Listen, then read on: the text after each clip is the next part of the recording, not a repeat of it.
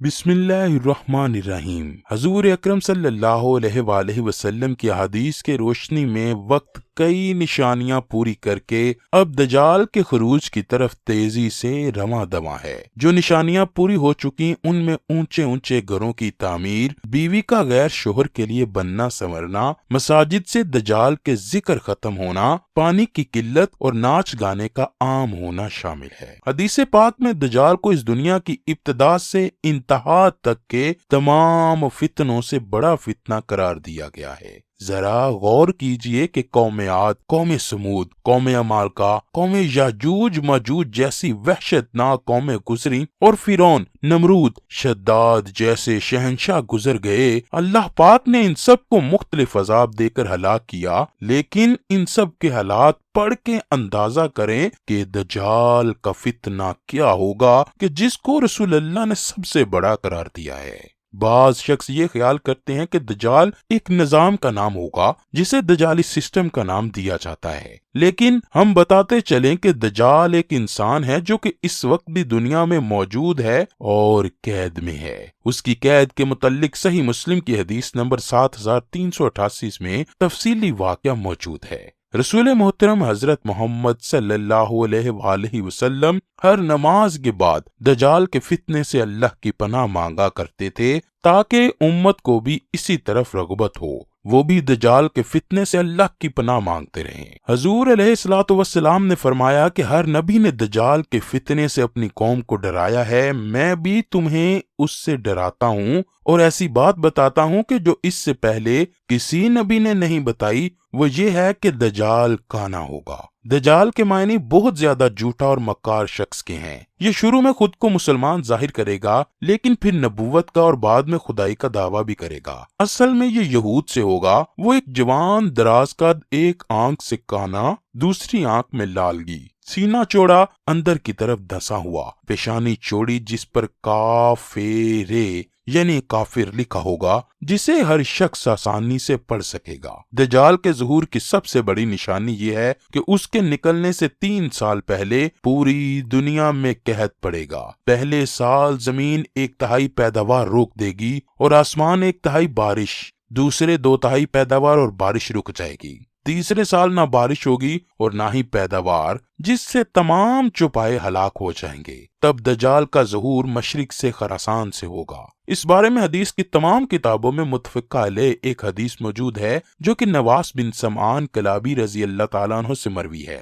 وہ روایت کرتے ہیں کہ ایک دن حضور نبی کریم صلی اللہ علیہ وآلہ وسلم نے دجال کا ذکر ایسے انداز میں کیا کہ ہم لوگ لرز گئے۔ اگلی صبح جب ہم حضور کی خدمت میں حاضر ہوئے تو انہوں نے جان لیا کہ ہم لوگ کل کے ڈرے ہوئے ہیں۔ حضور علیہ الصلوۃ والسلام نے پوچھا کیا معاملہ ہے؟ ہم نے عرض کیا یا رسول اللہ، کل آپ نے دجال کے فتنے کی سنگینی کو بیان فرمایا تھا، جس سے ہمیں گمان ہونے لگا کہ وہ ہمارے قریب ہی کھجوروں کے باغ میں ہے۔ آپ صلی اللہ علیہ وآلہ وسلم نے فرمایا اگر وہ نکلے اور میں تمہارے بیچ میں ہوں تو میں تمہاری طرف سے خود اس سے نمٹ لوں گا، اور اگر وہ نکلے میں تمہارے اندر نہ ہوں تو ہر آدمی اپنے نفس کی خود حفاظت کرے۔ بس تم میں سے جو شخص اسے پالے اسے چاہیے کہ وہ سورہ کہف کی ابتدائی آیات پڑھے۔ وہ شام اور عراق کے درمیان سے نکلے گا اور دائیں بائیں فساد پھیلائے گا۔ اللہ کے بندو ثابت قدم رہنا۔ ہم نے عرض کیا اے اللہ کے رسول، روئے زمین پر ٹھہرنے کی اس کی مدت کیا ہوگی؟ رسول اللہ صلی اللہ علیہ وآلہ وسلم نے فرمایا 40 دن، اور ایک دن 1 سال کے برابر ہوگا، ایک دن 1 مہینے کے برابر ہوگا، ایک دن ہفتے کے برابر ہوگا۔ اور ہم نے عرض کیا اللہ کے رسول بتائیے وہ ایک باقی دن تمہارے دنوں کی طرح ہوں گے تو دن جو 1 سال کے برابر ہوگا کیا اس میں ایک دن کی نماز کافی ہوگی؟ آپ نے فرمایا نہیں، بلکہ اس کا اندازہ کر کے پڑھنا۔ ہم نے عرض کیا اللہ کے رسول زمین میں وہ کتنی تیزی سے اپنا کام کرے گا؟ آپ نے فرمایا اس بارش کی طرح جس کے پیچھے ہوا لگی ہوئی ہوتی ہے اور وہ بارش کو نہایت تیزی سے پورے علاقے میں پھیلا دیتی ہے۔ وہ کچھ لوگوں کے پاس آئے گا، انہیں دعوت دے گا تو وہ اس کو جھٹلائیں گے اور اس کی بات رد کر دیں گے، لہٰذا وہ ان کے پاس سے چلا جائے گا، مگر اس کے پیچھے پیچھے ان انکار کرنے والوں کے مال بھی چلے جائیں گے۔ ان کا حال یہ ہوگا کہ ان کے پاس کچھ بھی نہیں رہے گا۔ پھر وہ کچھ دوسرے لوگوں کے پاس جائے گا، انہیں دعوت دے گا اور اس کی دعوت وہ قبول کریں گے اور اس کی تصدیق کریں گے۔ تب وہ آسمان کو بارش برسانے کا حکم دے گا، آسمان وہاں بارش برسائے گی، وہ زمین کو غلہ اگانے کا حکم دے گا، زمین غلہ اگائے گی۔ ان کے چرنے والے جانور شام کو جب چراگاہوں سے واپس آئیں گے تو ان کے کوہان پہلے سے کہیں زیادہ لمبے ہوں گے، ان کی کوکھیں زیادہ کشادہ ہوں گی اور ان کے تھن کامل طور پر دودھ سے بھرے ہوں گے۔ پھر وہ کسی ویران جگہ میں آئے گا اور اس سے کہے گا اپنا خزانہ نکال۔ پھر وہاں سے واپس ہوگا تو اس زمین کے خزانے شہد کی مکھیوں کے سردار کی طرح اس کے پیچھے لگ جائیں گے۔ پھر وہ ایک بھرپور اور مکمل جوان کو بلائے گا اور تلوار سے مار کر اس کے 2 ٹکڑے کر دے گا۔ پھر اسے بلائے گا اور وہ روشن چہرے کے ساتھ ہنستا ہوا آ جائے گا۔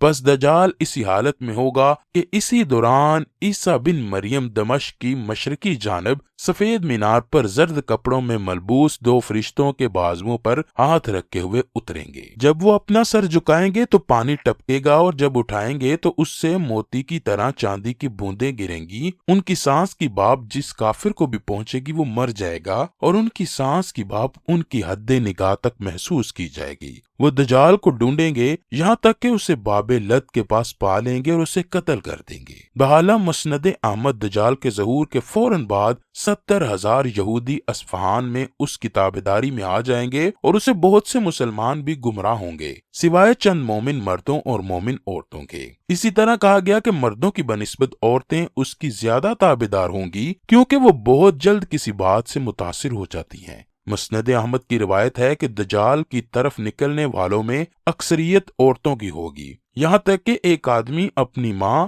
بہن، بیٹی اور پھوپھی کو رسی میں باندھ دے گا کہ کہیں وہ دجال کے پاس نہ چلی جائیں۔ دجال نامرد ہوگا لیکن بہت سی عورتیں اس سے ہم بستر ہوں گی کہ اس کے بچے کو پیدا کریں، لیکن ایسا نہ ہو پائے گا۔ ان عورتوں میں زیادہ تعداد ان کی ہوگی جو بالوں کا جوڑا بنا کر سر کے اوپر باندھتی ہیں، لیکن پھر بھی دجال بے اولاد ہی رہے گا۔ وہ ہر ملک میں داخل ہوگا اور لوگوں کو اپنے فتنہ سامانی سے گمراہ کرے گا سوائے مکہ اور مدینہ کے، کیونکہ فرشتے اس کی نگہبانی پر مامور ہوں گے۔ دجال اپنے ماننے والوں کو جنت کے مزے دلوائے گا جبکہ نہ ماننے والوں کو آگ میں جلائے گا، لیکن اس کی جنت اصل میں جہنم ہوگی اور جہنم اصل میں جنت ہوگی۔ اب اندازہ کریں دوستوں کہ ہم آج کس طرح شیطان کے پیچھے لگ کر جھوٹ، کینہ، شراب نوشی، زناکاری میں ملوث ہیں، تو سوچیں کہ دجال کے ظہور کے بعد ہمارے ایمان کا کیا حال ہوگا۔ چنانچہ حدیث پاک کے مطابق اگر ہم چاہتے ہیں کہ دجال کے فتنے سے محفوظ رہیں تو سورہ کہف کی ابتدائی آیات یاد کر لیں اور اسے روزانہ پڑھیں۔